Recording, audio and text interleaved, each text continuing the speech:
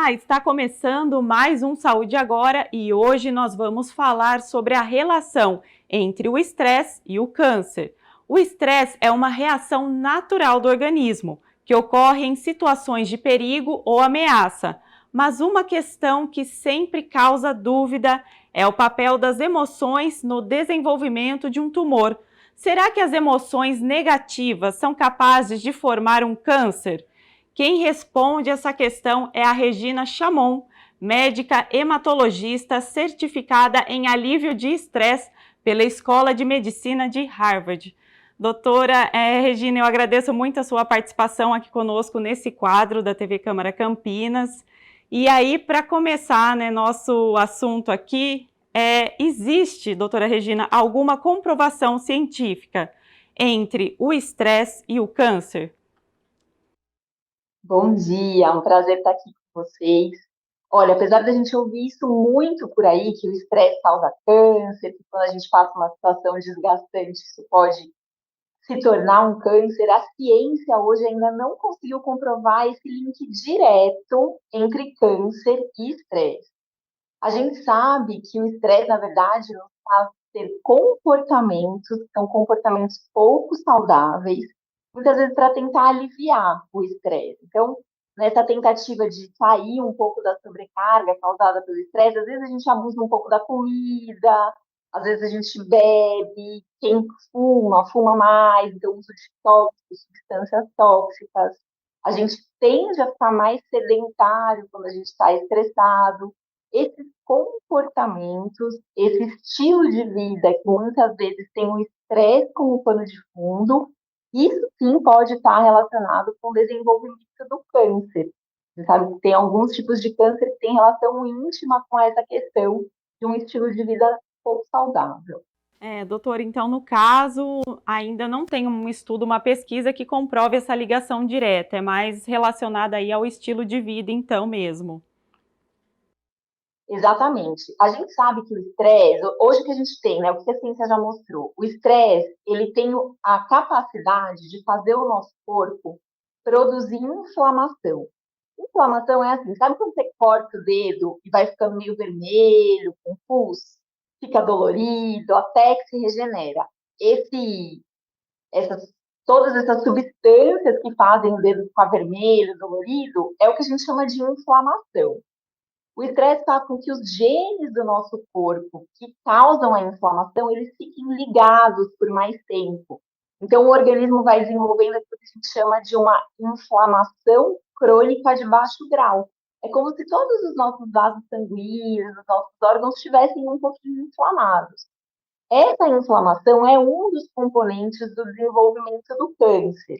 Mas o câncer é uma doença que a gente chama que é multifatorial. Então, não é um fator só, não é uma única coisa que faz o câncer desenvolver. Tem essa coisa da inflamação, tem a alteração do funcionamento do sistema imunológico. As células cancerígenas, elas são células que não morrem, então elas perdem a capacidade do que a gente chama de apoptose, que é essa morte celular. Então, não tem um único fator que faça o câncer se desenvolver. Tem esse conjunto de fatores, e nesse conjunto de fatores, o estresse tem sim um papel em algumas dessas fases, né, do desenvolvimento do câncer. Mas para que a gente desenvolva um câncer, precisam todos esses elementos estarem combinados. Não é só o estresse que causa câncer. Até porque, gente, hoje todo mundo praticamente está estressado, né? Senão todo mundo aí ia desenvolver câncer. Exatamente, doutora. E essa relação, então, esse estresse, do dia a dia, ele pode ser um gatilho, então, para um câncer futuro? Ele é um gatilho, ele não é um fator decisivo, como você mesmo falou, é um dos fatores, é isso? Ele pode ser um fator que contribui também dentro desse conjunto de fatores, né? Eu acho que o ponto principal mesmo que a gente precisa ficar atento em relação ao estresse é isso que ele faz com o nosso estilo de vida. Todo mundo já passou provavelmente por uma situação estressante, e quando a gente está estressado, tem várias alterações que acontecem no funcionamento do nosso organismo. A gente tem a liberação de uma série de hormônios, neurotransmissores, substâncias que ficaram popularmente conhecidas como os hormônios do estresse. As mais famosas são a adrenalina e o cortisol. O cortisol é uma substância que, quando ela está aumentada, ela libera bastante açúcar na corrente sanguínea, bastante glicose para as nossas células funcionarem. Quando a gente consome, por exemplo, um doce, uma comida que é muito palatável, fritura, isso temporariamente faz o cortisol cair. E a gente tem uma sensação de bem-estar. Mas se a gente não tirar a causa do estresse, daqui a pouco o cortisol volta a subir. E o que, que a gente começa a fazer? Ter um comportamento compulsivo com a comida. Então, a gente quer comer o chocolate de novo, uma fritura de novo, para ir sentindo esse alívio temporário do estresse, né? Então, isso leva a gente para esse comportamento alimentar que é muito rico em gorduras e açúcares, ou alimentos que a gente chama de alimentos ultraprocessados. Então, todos os alimentos industrializados passaram por muito processamento até ficarem prontos. Esses alimentos a gente sabe que eles também são muito ruins para a nossa saúde, no sentido de que eles alteram o metabolismo e aumentam o risco de ganho de peso, sobrepeso e obesidade, que são fatores, por exemplo, que hoje a gente já sabe que tem relação com o desenvolvimento do câncer de mama nas mulheres que têm essa tendência, né? Então, esse é um dos componentes aí que vai se somando para o desenvolvimento do câncer. Agora, doutora Regina, acho que as pessoas que estão em casa devem, assim, estar se perguntando, né? Mas como aliviar esse estresse todo da rotina, né? Do dia a dia, correria, trabalho, trânsito, filhos, enfim. E manter um estilo de vida saudável, né? Como que a gente faz isso, balancear tudo isso? Sim. Olha, uma coisa que eu acho que vale a pena a gente ter em mente é que o estresse ele nem sempre é ruim. O estresse, quando ele é pontual e de curta duração, ele nos ajuda a lidar com desafios, a nos proteger de ameaças. Então, por exemplo, para estar conversando aqui com vocês hoje, a minha resposta de estresse está ligada, porque eu preciso prestar atenção na tela, nas respostas. Quando essa resposta de estresse está ligada, o que ela faz? Meu coração bate mais rápido, minha pressão sanguínea sobe um pouquinho, isso deixa o meu corpo preparado para uma ação. Então, esse estresse de curta duração, ele é positivo. A gente não quer acabar com ele, porque ele nos protege. Ele nos ajuda a lidar com os desafios da vida cotidiana. O grande problema é quando a gente acumula cargas muito longas de estresse. Então, quando a gente fica o dia inteiro passando por uma situação de estresse atrás da outra, ou quando a gente tem um único evento estressante na nossa vida, mas que ele é muito prolongado. Por exemplo, situações de vulnerabilidade social, desemprego, luto, situações de divórcio. Essas situações são situações onde o estresse fica por um período muito longo no nosso organismo, ou quando a gente tem vários pequenos eventos de ameaça, de desafio no nosso dia. Então, pega trânsito, tem meta no trabalho, tem conta para pagar, tem filho para cuidar. Quando não existe um momento de pausa, de recuperação entre esses fatores de estresse, isso começa a ficar prejudicial. A gente sabe que a gente talvez não consiga eliminar todas as situações estressantes do nosso dia a dia, né? As demandas são muitas e às vezes a gente não consegue eliminá-las, mas nesses casos a gente pode incluir no nosso dia a dia pequenas pausas, pequenos momentos que façam com que a gente consiga se restaurar, se restabelecer, trazer o nosso corpo de volta para o equilíbrio até que um próximo evento de estresse aconteça. Essas pequenas pausas, elas funcionariam como se fosse um amortecedor entre os eventos estressantes. E o que, que podem ser essas pequenas pausas? Coisas muito simples mesmo da nossa rotina. A gente parar por um minutinho e observar a nossa respiração acontecendo, e fazer algumas respirações profundas e tranquilas. A gente colocar pequenas atividades de lazer na nossa rotina do dia a dia e não reservar essas atividades só para o final de semana ou só para quando a gente está de férias, né? Eu costumo brincar que a única certeza que a gente tem é que todos os dias da nossa vida vai ter estresse. Então, todos os dias da nossa vida tem que ter um momento de relaxamento. Cada um tem o seu. Tem gente que gosta de mexer com planta, tem gente que gosta de cozinhar, tem gente que gosta de ler um livro, dar uma caminhada no parque, desenhar. Aí é o que faz sentido para cada um. Mas é a gente trazer com mais regularidade essas pequenas pausas para o nosso dia a dia, tentando equilibrar demandas com recursos. E, doutora, acho que a alimentação também é um outro ponto fundamental, né?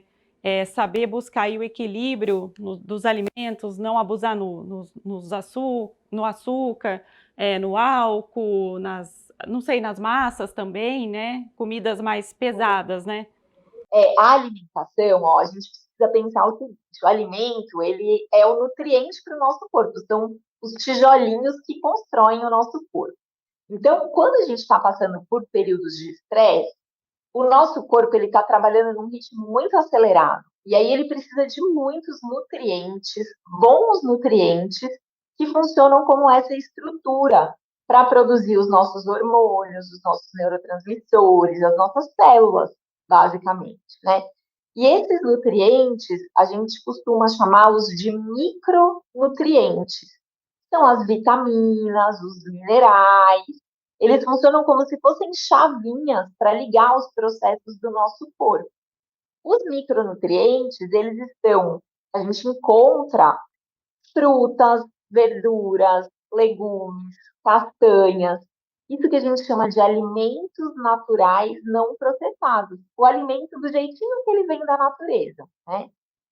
Quando a gente está passando por períodos de estresse, a gente precisa ficar atento para aumentar o consumo desses alimentos. São alimentos que a gente sempre deve consumir, mas principalmente nos momentos de estresse, para que o nosso corpo tenha esse substrato, essas substâncias para produzir o que o organismo precisa.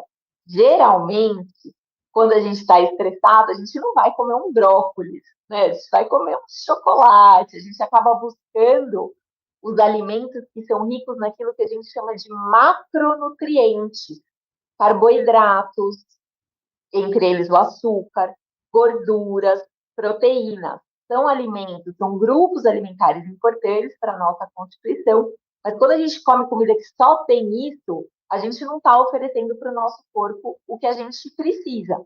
Então, tá atento de, no seu prato, ter sempre uma fonte de micronutrientes. E uma coisa que ajuda a gente a se lembrar, cada cor de alimento, mais ou menos, é um grupo de micronutrientes. Então, é legal quando a gente tem uma alimentação que tem cores variadas. A gente tem várias cores ali no nosso prato, assim a gente garante esse aporte de micronutrientes. Para resumir essa parte da alimentação, o que a gente precisa fazer é diminuir o consumo desses alimentos que a gente chama de ultraprocessados, alimentos de caixinha, de pacote, alimentos que têm uma validade muito longa, porque eles têm muitos conservantes, e aumentar o consumo desses alimentos naturais, não processados ou minimamente processados. Tudo aquilo que vem pronto da natureza para o nosso consumo. Doutora, quando você falou do brócolis, eu até dei risada, porque assim, é bem difícil a gente pensar mesmo numa verdura, né? Quando tá estressado, já vem logo uma barra de chocolate na cabeça. Mas para a gente encerrar, né, nosso bate-papo, doutora Regina, agora para os trabalhadores, né, que têm sofrido aí bastante com a síndrome de burnout, essa exaustão do trabalho, o que eles podem fazer também para não deixar aí o estresse contaminar e chegar num ponto crítico? Olha, uma coisa que é fundamental é a gente entender que a gente precisa de uma rede de apoio, que não precisamos passar sozinhos por esses momentos de sobrecarga. Na nossa cultura, a gente ainda tem muita ideia de que estar estressado, ou estar em burnout, ou ter qualquer condição relacionada com a nossa saúde mental é um sinal de fraqueza. E não é, gente. Não hesitem em buscar apoio. Seja um apoio de um profissional da saúde, um médico, um psicólogo, seja o apoio de um amigo, alguém que você goste, ou alguém que você saiba que está passando por uma situação parecida com a sua. Por quê? Esse extremo do estresse que é o burnout é uma condição que realmente, como você falou, está muito prevalente nos dias de hoje.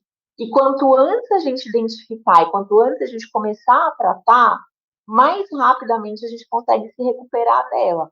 Então, se você aí em casa está notando sinais de que Por mais que você descanse, parece que o cansaço não melhora, ou se você tem se percebido muito irritado, impaciente com as pessoas ao seu redor, se você percebeu que o seu comportamento mudou, às vezes não é a gente que percebe, é alguém que nos fala, nossa, você anda muito irritado. Então, esses são sinais de alerta, são sinais vermelhos de que a gente precisa se cuidar.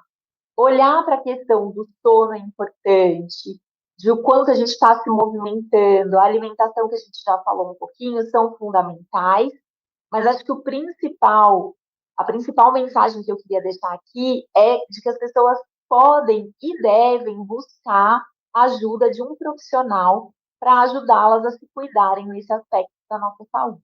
Tá certo, eu agradeço muito a sua participação aqui nesse quadro da TV Câmara Campinas, no Saúde Agora. Muito obrigada, doutora Regina. Obrigada, obrigada. Obrigada também pela sua companhia e até o próximo Saúde Agora.